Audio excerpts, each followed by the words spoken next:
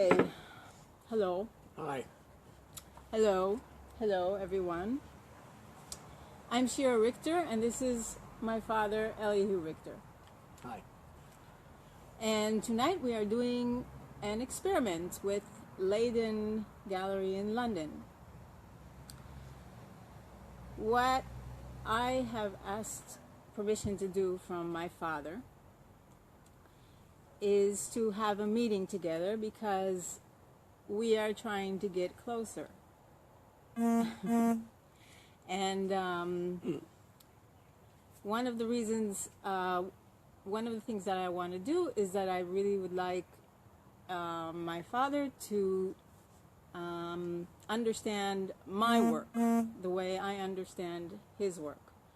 Elihu is a public health doctor, right? Correct? Correct? And I really like the way he works. I like the way he thinks. I've been taught to think like a public health doctor. I call myself a public health artist.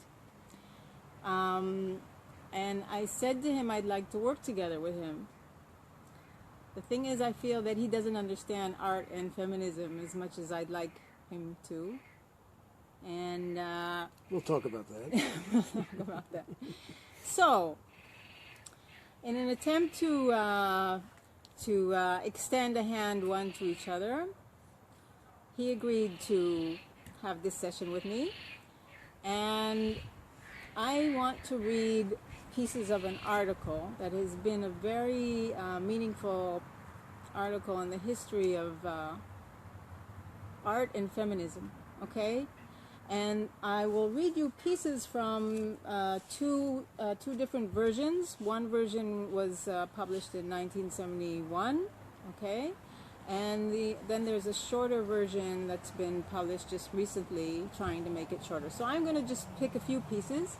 And what Elihu will do, he will listen. Not easy. Say that again? Not easy. Why isn't it easy? Because I like the sound off. Okay. And we'll see if he has some reactions. Okay? So can I start? Go ahead. Okay. Okay, the name of the article, which I feel is still very relevant, even though it's been written in 1971, is Why Have There Been No Great Women Artists? Okay? I'm all ears. And okay, it is. So I'll read you an overview of someone who's writing about the article now. Okay, Why Have There Been No Great Women Artists is generally considered the first major work of feminist art history. Okay, it's a dryly humored analysis of the values by which artists are historicized and discussed. Why Have There Been No Great Women Artists posited the first methodological approach for the discipline, that instead of bolstering the reputations of critically neglected or forgotten women artists, the feminist art historian should pick apart, analyze, and question the social and institutional structures that underpin artistic production, the art world, and art history. Now, just so you know, Linda Nochlin, who wrote the piece, she grew up in a secular leftist intellectual Jewish family in Crown Heights, Brooklyn. In 1951, she graduated with a BA in philosophy and a minor in Greek and art history at Vassar College. Vassar, you know, it's one of the so-called Seven Sisters, a group of historic women's colleges along the northeastern U.S., and she said the good thing about women's college was that women had a chance to do everything. And we were not pushed to the margins because there were no gendered margins. We were all there was. In 1952, she obtained a master's in English literature at Columbia. That's your university, right? Yep. Before undertaking her PhD in art history at the Institute of Fine Arts, New York City, where she wrote her doctorate on the work of Gustave Courbet. Okay, now I want to jump to a piece that from the original part, and she says here, the fact of the matter is that there have been no supremely great women artists, as far as we know, although there have been many interesting and very good ones who remain insufficiently investigated or appreciated. Nor have there been any great Lithuanian jazz pianists, nor Eskimo tennis players, no matter how much we might wish there had been. That this should be the case is regrettable, but no amount of manipulating the historical or critical evidence will alter the situation, nor will accusations of male chauvinist distortion of history. The fact, dear sisters, is that there are no women equivalents for Michelangelo or Rembrandt, Delacroix or Cézanne, Picasso or Matisse, or even in recent times for de Kooning or Warhol, any more than there are black American equivalents for the same. If there actually were large numbers of hidden great women artists, or if there really should be different standards for women art as opposed to men's, then what are the feminists fighting for? So,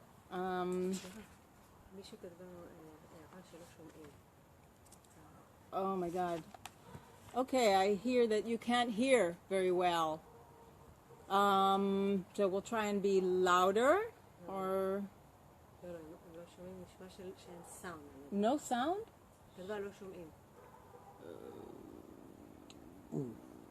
Let's. Okay.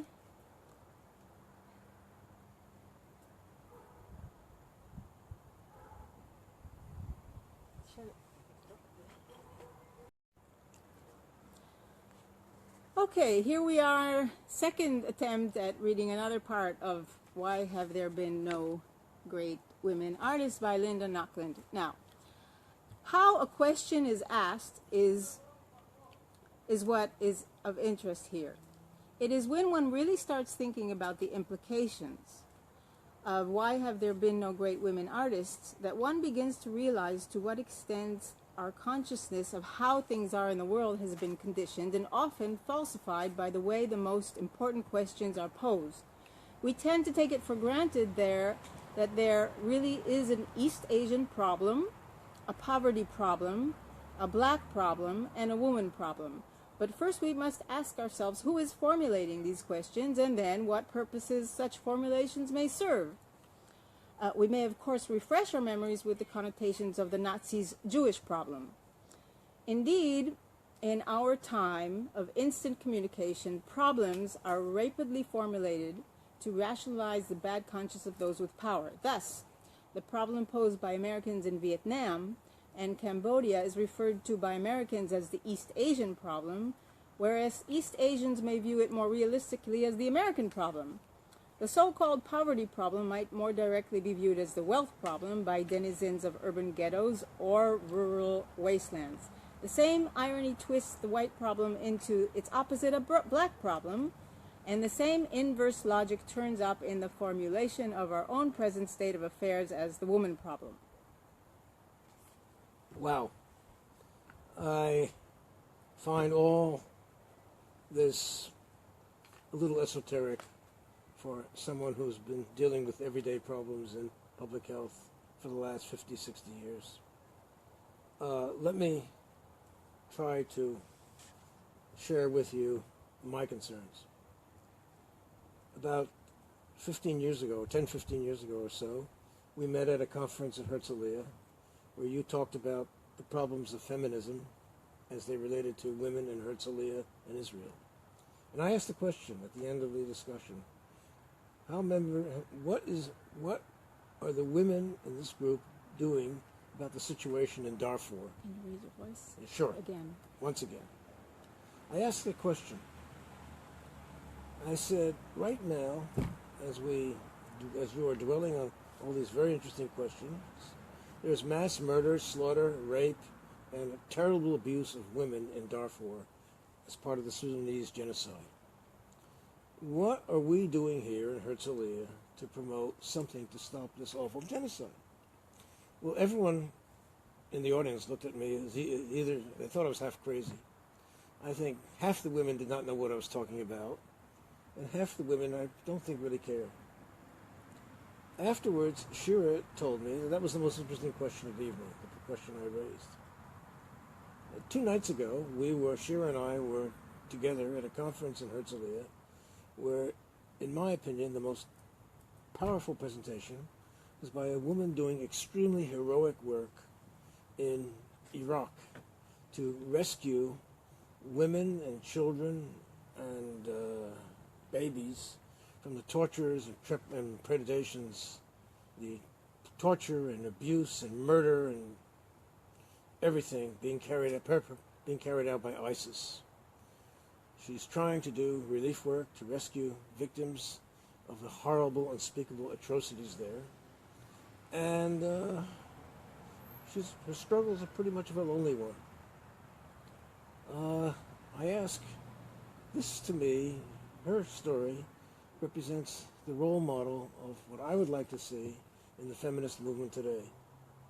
I've personally hinted to Shira that many times I felt that feminists sometimes go off on a somewhat esoteric tangent. To me, maybe I'm wrong, and I'm asking Shira, please explain yourself to me. Okay, I have a question. Yeah, sure.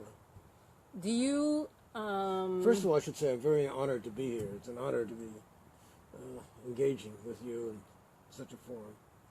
It's a challenge, huh? We'll emerge alive. Okay. Both of us will. Okay, I have a question. When you say esoteric, you make me feel this big. Because you're saying that this is I'm reading you something that's important to me. You don't ask me why is it important. You say, well, actually, it's really small. So in this moment, I want to get up and go. Well, now I'll ask you another question. the terminology... Wait. Okay, go ahead. Would you say Van Gogh is esoteric? No. So why is this esoteric? This is explaining why we don't have women who are as revered as Van Gogh. It is explaining with the thought system that you taught me of looking at the context of, okay, think as a woman as a black, okay? Of the context of women, why the situation of women artists, we do not have a Van Gogh. Let me answer the question by restating the question. I personally feel that there's great art by women everywhere all around us. It's just not detected because we do not have the value system to recognize that great art. Now, in other words, the problem is not with the women, but the system which fails to recognize the great art that's all around us all the time. Well, this is this whole article. Okay, now you're putting it to me in language that I understand. I'm sorry. This is what she's talking about. She's talking about, for instance, she talks about how women, this question, okay, the question, why have there been no great women artists, was a question a man who is an art collector asked her in the 70s. He said, I'd love to show women art, I'd like to show art made by women, but why are there no... I just had an idea. I now realize what you're getting at. About 4 or 5 years ago, you ran that mighty exhibit in Tel Aviv. What was the title of the exhibit? Invisible Invaluables. Invisible Invaluables, which took an entire chamber of an art gallery and turned it into basically one big kitchen sink, baby care place, and so on and so forth. And it projected the world as it was seen by a mother taking care of children, from the inside looking out. And I have to say, that exhibit permanently changed my perception of how I looked at motherhood. I've never been the same again. And I have a feeling that an awful lot of people who came to that exhibit felt the same way. That was the general perception. It was different. And it was a mind-boggling adventure to go through that thing. It was a tipping point for me. So I think that that exhibit was an example of art which forced us to change our perceptions of what motherhood involved, and also the significance of motherhood in relation to everything else we do in life, both male and as men and women. Explain. Gee, this is getting difficult.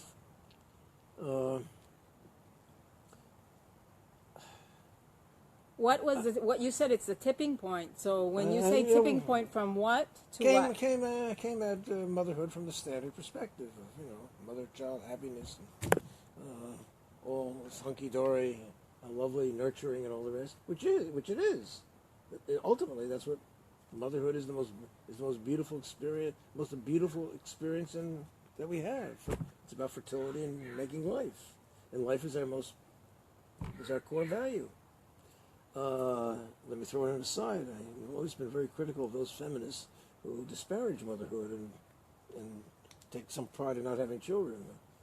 Don't take me there.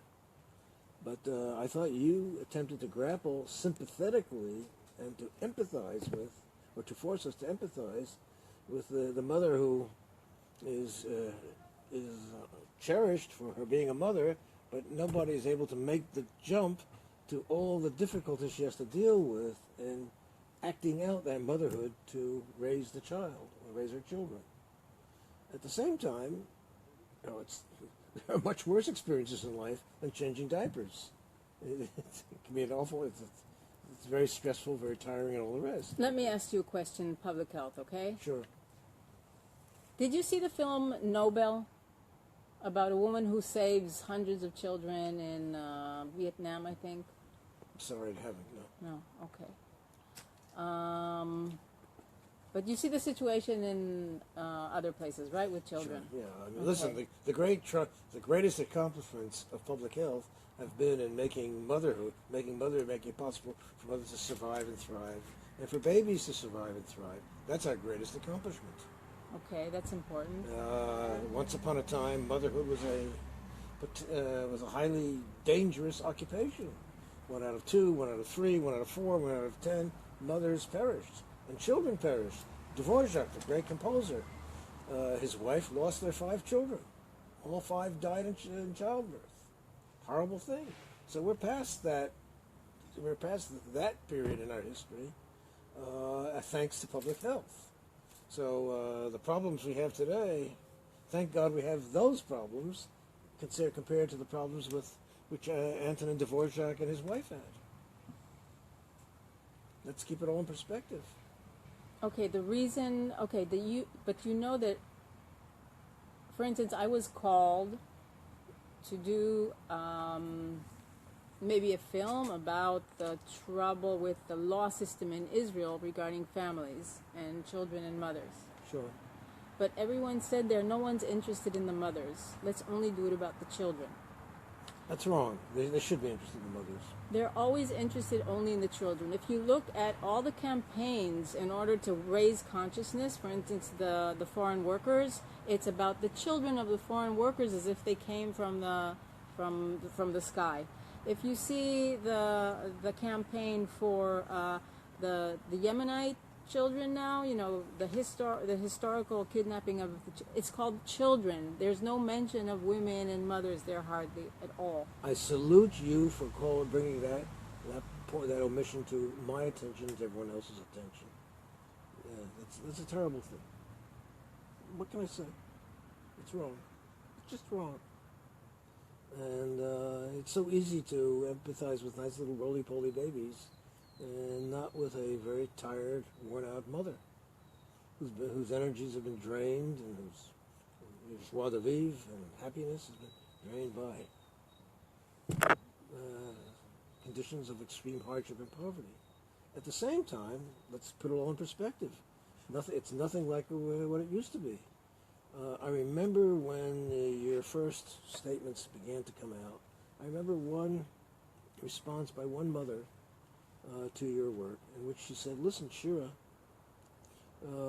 my problem with your work is that you're depicting motherhood as another example of victimhood. I'm not going there," she said. She said, "I'm a happy mother." But my work is not victimhood. I know it isn't, but that's how she interpreted it. But you see, that's the fear of the feminists. A lot of the feminists are afraid of motherhood because they think it's a victim, because you are supposed to be only the one taking care of the kids. Do you know that statistically women in Israel are not being allowed to go back to work when they become mothers? Statistically, women are not being allowed back into the workforce. They are forced into jobs that are way under their level. That's statistically. I am not knowledgeable enough to comment on what you're saying. We all want... I am knowledgeable enough to bring that statistic to you. If you're bringing it up, then I have to respect it. Yes. Okay. Also, what happens is that when a man and a woman become parents, what happens is that the woman is demoted economically and she's not really let it back into the workforce, or she's demoted and she's looked on as a liability for her workforce, while the man makes more money and he's looked at as an asset because now he's a father, so now he has to make more money and he has a family to support. And men are supposed to support a family. So what you have there is an economic inequality that happens right away. I have a feeling that situation is already in the process of beginning to change. I'm somewhat optimistic. It's not, and it's been that way for years. Let's hope it'll change. No, because what happens is when women go into a profession, then the money goes down, as you know. Right. Still that way. There are no... I don't think that is the greatest problem we face in Israeli society. And why does it always have to be the greatest problem? I will give you back to Van Gogh. If you think that Van Gogh should exist, then why... Van Gogh is not a big problem either. Well, his mental health problems were a big problem. So why is not the mental health of mothers of society not a big problem? They are the ones who are taking care of the next generation. Their mental health, their economic ability to survive and to bring up their children. Why is this important and this isn't important? Is it always about mental health? Are you sure about that? You said mental health. Well, I'm also talking about economic ability to... Okay, economics is one thing, mental health is another. So sometimes they usually go along, but not always. I've seen, I think, in Israeli society, there are entire segments of our society in which mothers consider themselves quite happy and content with the situation of being able to raise their children, give them a lot of attention, and that's it. And go back to work, yes, with a somewhat compromised status compared to their male counterparts, but they don't see that as an existential problem. You're talking for mothers, and you're talking for mothers from what basis? Personal conversations, that's all. Not a very good... I am a mother. I research motherhood. Yeah? Yeah. Well, I have... women who work around me do not seem to have a sense of grievance. As someone who does statistics and who researches, you take that as a that's a biased sample. Let's agree on that, okay? Maybe they're telling me what they feel I can take. It may not be the real truth, but I don't know.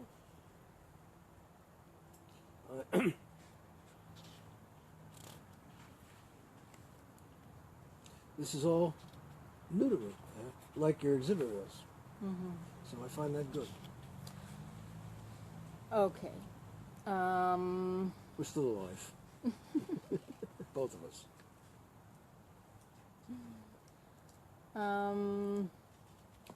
Let's see. I want to talk about... let's see.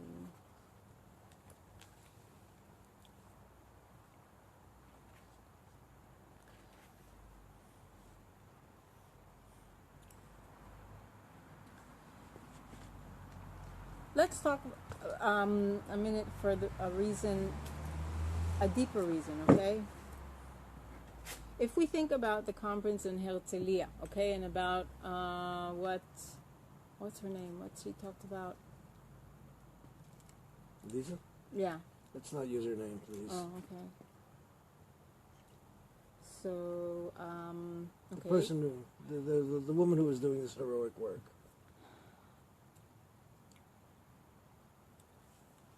If you think of the ideas behind what's happening in Daesh, right? and the entire jihadist world around it. Yeah. Yes. And you say what happens is that women are kidnapped, raped, sold as slaves, Mutilated, killed, forced to convert. And what happened to the men? Many of them were killed. Many of them were killed. And what creates such a system that rapes, kidnaps, mutilates women, makes them slaves, and kills men? An evil ideology which indoctrinates in the values which justify such actions. It's treading into what I think may be the greatest challenge of our time in our region, and maybe elsewhere. I'm sorry to say that. And the challenge of that indoctrination and the ideology it promotes go beyond feminism. We go to the very basic value systems which are important to us.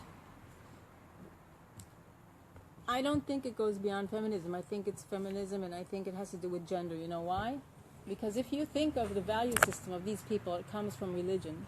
It comes from a very specific religion which puts violence first, a certain violent God first, and men first. Agreed. You're right.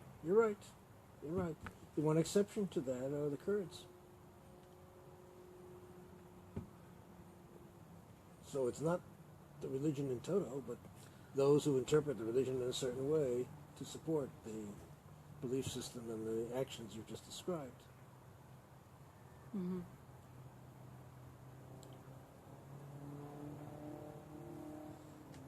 See, I think it has to do with how, not women and men, but the way traits that we have assigned to being feminine or male are valued. And if you are... Agreed. You agree to that? Agree to okay, that. We're finished here. One of the things that I always was critical of in the feminist movement in its very early days is they judge their progress by whether or not they could achieve the same norms that men achieve, rather than saying, we have our own set of values to promote and deliver to society, which I think will enrich and make us all better people. Well, that's actually what I'm trying to do in my way of feminism. The thing is, it makes sense, for instance, in the black community. In other words, let's take baseball. The goal is not to produce, or say football, which is really a sport which heavily requires, the muscle of men. We're not going to achieve. We're not going to measure success for women by whether or not we produce better female tacklers. But if someone wants to be a female tackler, let her. Provided she doesn't take risk. She isn't subject to a situation where she's at risk. She's not a danger to herself. That's my perception of how I look at things as an occupational doctor. Let anybody do any job they can do, provided they're not a hazard to themselves or to others. Very simple. Very square definition, very old-fashioned, but it still works. Since we're talking to an audience in London, I have to say, those ideas came from British industrial medicine, and I am very grateful to the values they instilled in me. So you value art. Of course I do. And you value art made by women. Why not? And you value art made by women who are mothers. Of course. And you value art made by women who are mothers who make art about motherhood. Why not? If it's interesting, why not? As long as it's not boring. But you know that most collectors in the art world do not. I'm not an art collector, so I'm not in that horse race. But that means that I can't make money out of my art. No. I can't solve I know. Listen, I'm your father, but I can't solve everything. Give me a break. I want you to understand the context of trying to, there are people who sing and they enrich our lives, right? Yeah, and they give us something that we need as humans, right? Right. It's our synagogue or our whatever. So the thing is, the culture which values Stop right there. Wise cultures manage to break the rules when they recognize real talent. Look at Kulthum, who was to start her career off as a young girl, disguised as a male, until she got the recognition. And later on, when she became what she became, the greatest singer of traditional lyrics in Egypt, she was more powerful than prime ministers and kings. The fact that there is one woman who manages a bank doesn't mean that the situation is okay for other women. That's not the point. I'm saying. Yes. I'm saying that wise cultures manage to bend the rules when they see talent coming. That's not true, and that's what she says here in this article. Well, it's a matter of degree. I'm not going to go there. You're not going to go there. What if I want to go there? Free country. Thank you.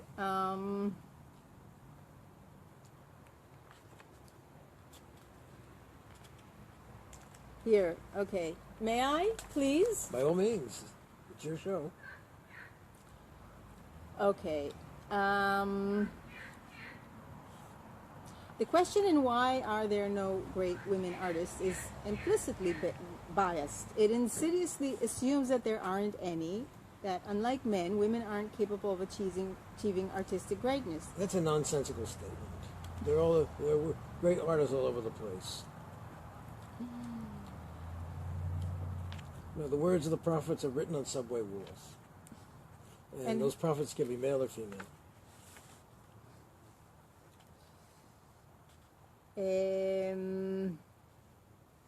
Where's this thing? Okay. Nochlin argued that terms such as great, what you just said, and genius are loaded with unquestioned, often unconscious, meta-historical premises. Yawn. These premises are then compounded by art history's romantic, elitist, individual glorifying, and monograph-producing substructure. She demonstrates this fact by outlining certain patterns in art historical biographies, namely the discovery of certain geniuses, as told by the Renaissance artist biographer Giorgio Vasari. Giotto's talent was discovered when, as a young shepherd boy, he was observed drawing sheep on a stone. Other artists such as Mantegua, Zarbaran, and Goya were all discovered in similar pastoral circumstances, she jokingly observes. She doesn't dispute the truth of such stories, but notes that they tend both to reflect and perpetuate the attitudes they subsume. Picasso's completion of all his required art school examinations in a single day is a modern variant of what is effectively the same story, a highly fetishized and mythologized moment of talent and discovery. She rejects the values of greatness and genius not only because they are demonstrably patriarchal, but because their application typically involves a complete disregard for historical or sociological context. Today, the vast majority of contemporary art historians tend to avoid the use of such terminology and consider genius to be a facile concept. However, the notion of the masterful individual continues to retain a powerful allure over art-going audiences. The romantic, elitist, individual glorifying and monograph-producing substructure that Nochlin described remains the stock and trade of the art industry, especially in regards to the marketing of artists and exhibitions. I have no problem with those ideas. This brings us to Nochlin's final field of inquiry, the exclusion of women from art education. Discouraged from the arts, and indeed the majority of intellectual pursuits, talented women have not had their artistic origins or moments of genius documented or discussed. This exclusion, combined with the intellectually impoverished and patriarchal values of genius or greatness, explains why there are no women equivalents for Michelangelo or Rembrandt, Delacroix. The playing field and system of values are simply not the same. For instance, now this is funny, okay? From the Renaissance to the 19th century, the drawing of the nude was considered an essential artistic skill, okay? Drawing of the nude. The exact parameters of this belief changed over time, but by the 18th century, it had coalesced into a highly codified and hierarchical structure. Different genres of painting were ranked. History painting, now this is important, like historical and mythological scenes, was considered the highest artistic form. It was followed by portraiture, landscape, and still life painting. Now, his history painting, which was considered the highest, could not seriously be attempted unless an artist had perfected the male nude. This meant copying from other works, sculptures, and eventually from live models. But it was considered improper for women to attend life drawing classes until the late 19th century. When women were eventually admitted, finally, they were usually supervised by men, and their models were often purposely and counterproductively draped. Okay, so to be deprived of this ultimate stage of training meant, in effect, to be deprived of the possibility of creating major artworks. Now, comment.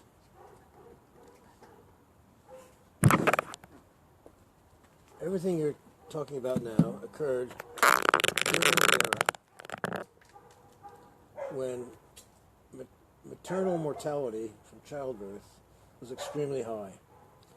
And the event, to me, is the dominant event, is the decline of maternal mortality. You have to take your... Is the decline of maternal mortality, thanks to the fact that doctors finally began to listen to midwives who had washed their hands before delivering babies' childbirth, and who had and whose experience with maternal mortality was much lower than it was among the doctors themselves who did not wash their hands before assisting in deliveries. That, to me, is the dominant story of the 19th century for women.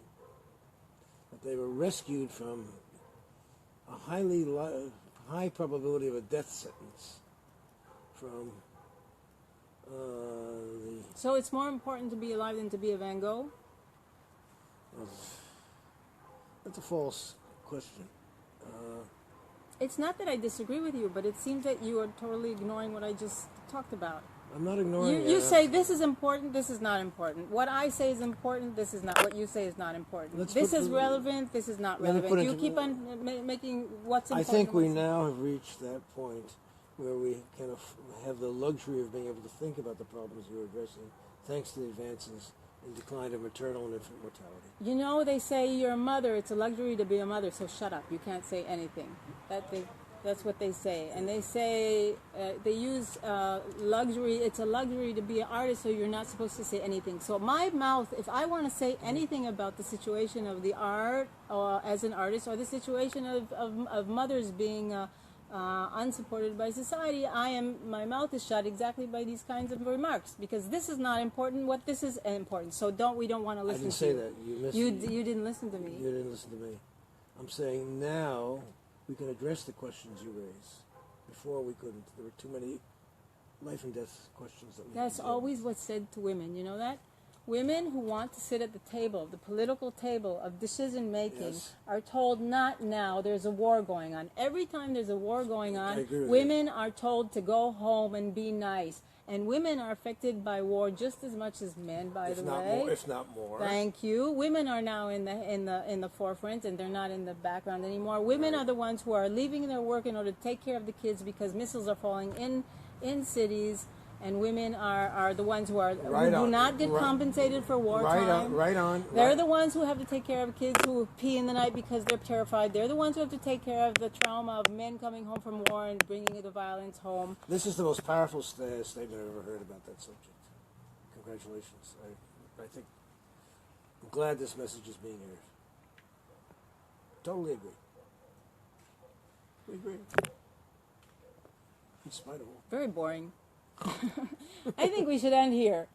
Yes, listen, it's been wonderful to be here. And here, say it here. Yeah, an honor to be here. Talk to the camera. And since we're talking to people in London, am I correct? I think so, if it's working. Then all I can say as a doctor is that I wish well to all those poor people who have been forced to abandon their buildings and homes because of these terrible disasters that just happened in London, the building that burned down. This is not a 21st century disaster. This is an 18th century disaster, 19th century disaster. So let's get on with it. I just want to end and say that for me, art is very important because art is preventive health. Art gives meaning to life. But it also prevents sickness because when you can express yourself in painting and music and dance, you do not hold it inside, and you can function much better in life. and arts in the educational system are considered the least important. Art is a necessity, not a luxury. I feel very strongly about that. And I very much do not like the situation in very utilitarian, go-go, econometric educational systems where art gets the short stick end of things. I remember actually growing up in a very traditional public school system back in the 1950s in the United States, where art education, whether it be in music or art, was a necessity. And we all had an opportunity to play an instrument and to take art lessons. Not very many of us ended up in the arts, but I never forget the director of the band saying, he said, "I'm willing to bet that every person studying an instrument in our program is going to be a happier and better student in his life and a better person." And he was right. Can I ask you a question, because you are losing your eyesight? Sure. Now that you're losing your eyesight, what are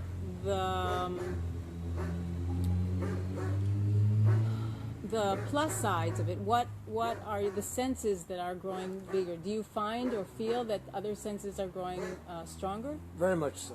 Very much so. In every way. Which senses? Well, of course, hearing, touch, taste, especially touch and hearing. And also listening very, very carefully. It's not just the physical ability to hear, but paying much more attention to everything happening around me. And also another kind of sense, it's not exactly a sense, but an organizational sense of learning how to organize every little detail of your life, because you can't afford the luxury of relying on your eyes to cover for your errors. Now I have to show a picture of your study a few years ago, and then they'll understand why it's so meaningful. I've learned to be obsessively neat. Okay. But it's okay. I look upon it as an adventure, discovering new things, discovering a whole new world. The interior world can be very rich. Say that again? The interior world that you discover thanks to not being able to see too much exterior world can be very, very rich. Okay. Thank you. Thank you. From Israel. Yes, absolutely. A great place. Thank you to Irit and Nira and Yes. Ran. Good night. Thanks to everyone who helped so much to make this adventure possible. And thank you, Leyden Gallery. Thank you, Amy Dignam. I hope you saw something here.